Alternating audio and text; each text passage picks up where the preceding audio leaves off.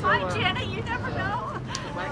Community drives everything that we've done here, from acquiring the land originally to preserve it and keep it public and make it a community garden, and to where we are today, which is robust volunteer programs for people in the community plots where folks can rent a 300-foot row of beds and grow for them or their families. And most of the growers we have are immigrants from Mayan communities or from Mexico, elsewhere in Central and South America.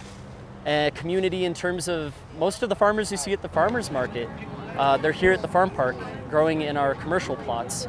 Community in terms of education. All around us today we have our Generation Wild partners who work with youth in the valley of different age groups for different activities, trying to get them outside, connected to the natural world.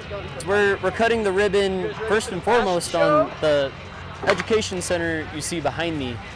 All right, counting down from 3. All right, 3, 2,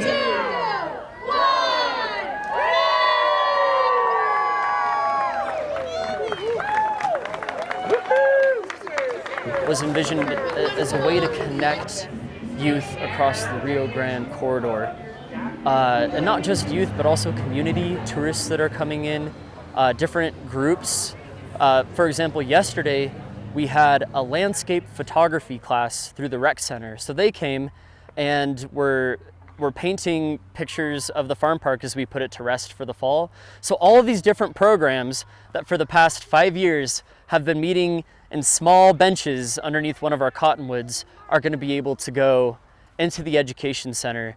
And that's going to extend the amount of time we have here by like 9 months and really help make sure the community has a space to do what they want to do in wintertime, for food justice, for food sovereignty, and then everything else. So we're excited to host who knows what in there. And I primarily work with K-12 students. During the school year, sometimes that means being a guest speaker in science classrooms or social studies classrooms, and occasionally some farm visits and trips. Nosotros supimos por medio de otras personas que miraban los que sembraban acá, vecinos que tenían sus parcelas acá y miraban los que llevaban productos, y ya les preguntamos dónde sembraban y nos platicaron, y ya venimos a pedir una oportunidad. Sembramos habas, cebollas, calabacitas, zucchini, ¿qué más? Betabel, Ajo. cebollas. The Farm Park es un lugar de oportunidades. No podemos decirle a una persona, no queremos que siembres aquí. No, al contrario, es bienvenido. Todos tienen mucha comunicación conmigo. Esos son los resultados que tenemos hasta el día de hoy. Nuestros vegetales, este es un área de familias. Al norte tenemos un área de comercial. Tenemos un total de 10 agricultores. El año anterior que yo llegué como manager eran 6 agricultores. Ha aumentado 4 más. También el año anterior cuando llegué eran 9 familias. Ahora tenemos 16 familias. Entonces quiere decir que va en aumento. Nuestro objetivo es producir alimento para nuestras familias y para nuestra comunidad de Alamosa. They have I love walking through the field and looking at their beautiful beans with the red flowers and with the peas.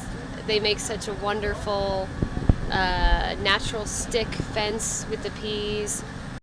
Every farmer has their specialty. I specialize in herbs, and I even specialize within herbs, certain herbs that I grow that I know really well, that I feel confident. But it's kind of fruity, it's kind of naturally sweet, just like the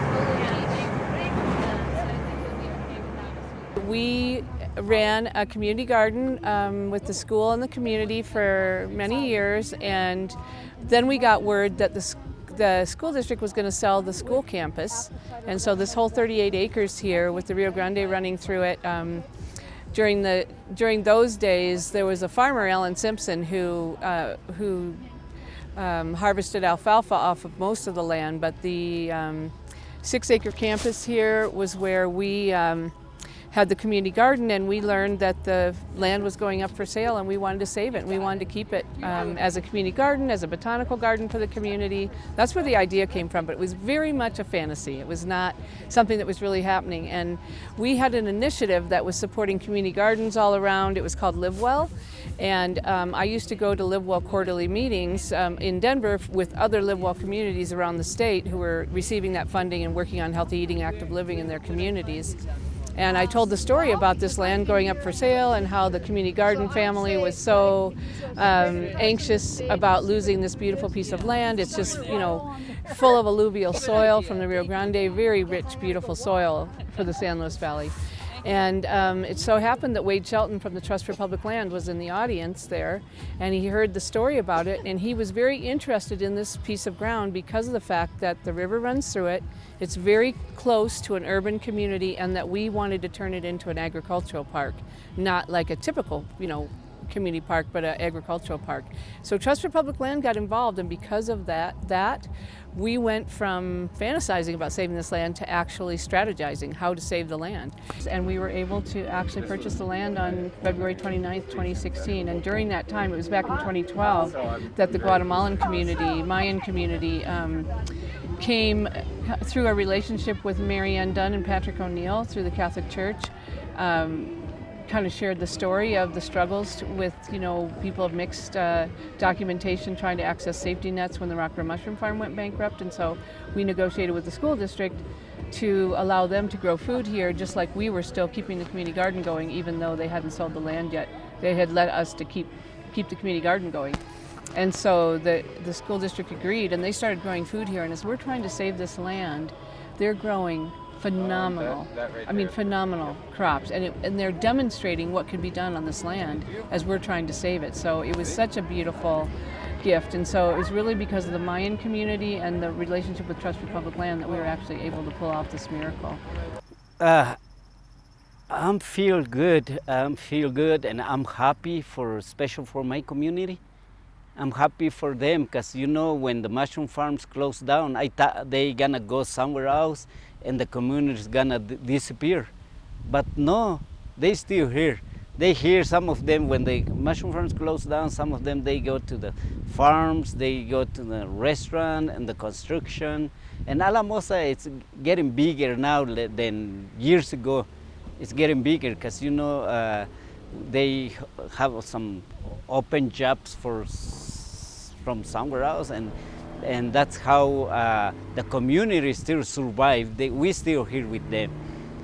From when I come here, we start the community with my brother-in-law, and we still working with the community now, and special here in this farm because I'm organized the families too.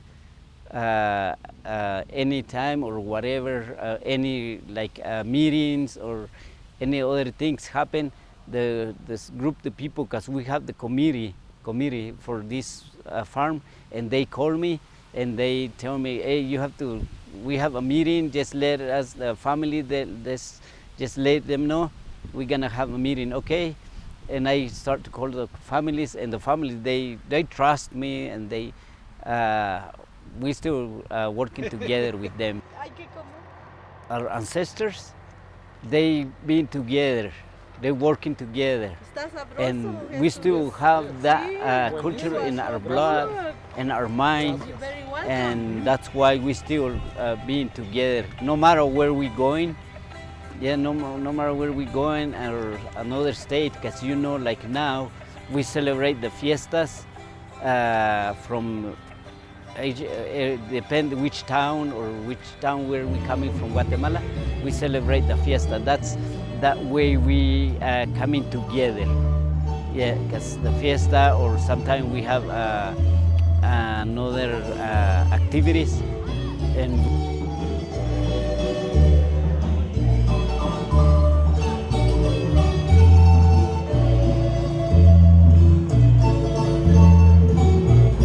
everybody kind of understood that my background was being native and coming from a native land, and even though I was born from here, I actually do I won't forget the roots of where I came from. So. ¿Cree que esto es importante a no olvidar sus raíces? Sí, sí. Más muy importante para ella o para los más niños, porque en Guatemala algunos padres, algunas madres que no entienden español, y cuando los niños crecen habla canjoal para que así pueden platicar con sus abuelas, con sus abuelos, para que así entiende qué habla sus abuelas o qué habla ella con su abuela, su abuelo. Pero si unos que no habla canjoal, las abuelas no saben qué va a hablar ella. Sí, pero nosotros llegamos el año 2000 en este lugar, en este valle. Y ya los demás, muchos los que llegaron desde el 84 y todo, algo así, pero sí. Se dice que muchos vienen por la guerra. Por la guerra, ya. En esa época, ya. ¿De qué parte de Guatemala? Norte de Huehuetenango. La ciudad. De Santa Eulalia. Muchos de Santa Eulalia aquí, ¿no? Sí, Santa Eulalia y San Miguel también, Soloma, San Pedro Soloma, ya. En centro también hay muchos, los de San Mateo, San Sebastián, Cuatán, ya. My dad is the one was to the Bali since 80 up in Blanca. He arrived there, but then he went back to Guatemala and brought my mom, and so we are the first family. 250. Pues aquí vendemos pero está poquito despacio, pero pues así es. Son los últimos marquetas que se está haciendo. To me, it's an opportunity for people to grow their own and be in agriculture. So I have an acre ground. I'm doing it this year. So I believe it's like the same opportunity because there is a place you can, go grow your veggies and sell for the family and for agriculture too.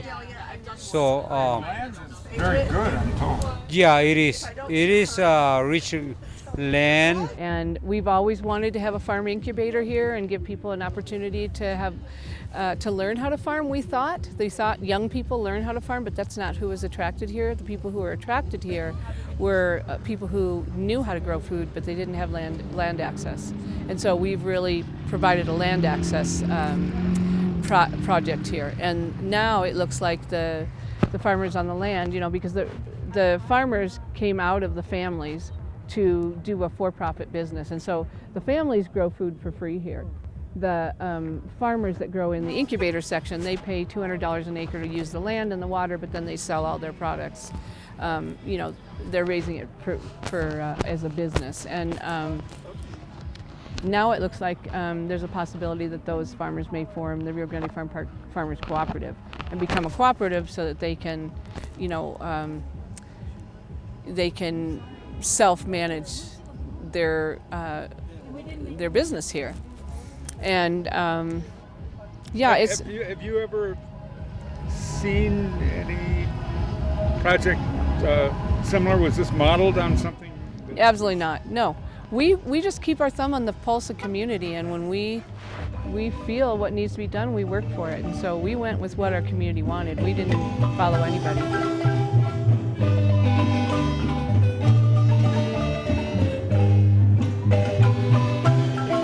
Yo soy mexicano, mi familia es mexicana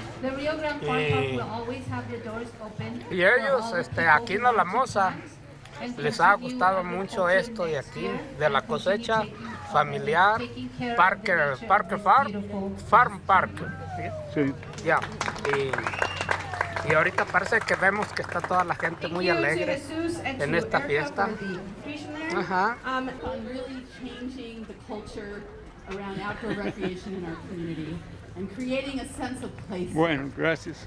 And as I walk through this place, For the years that we've been waiting for this to be done, and Ernie will probably be happy that we're no longer the customer for toilets because we have a facility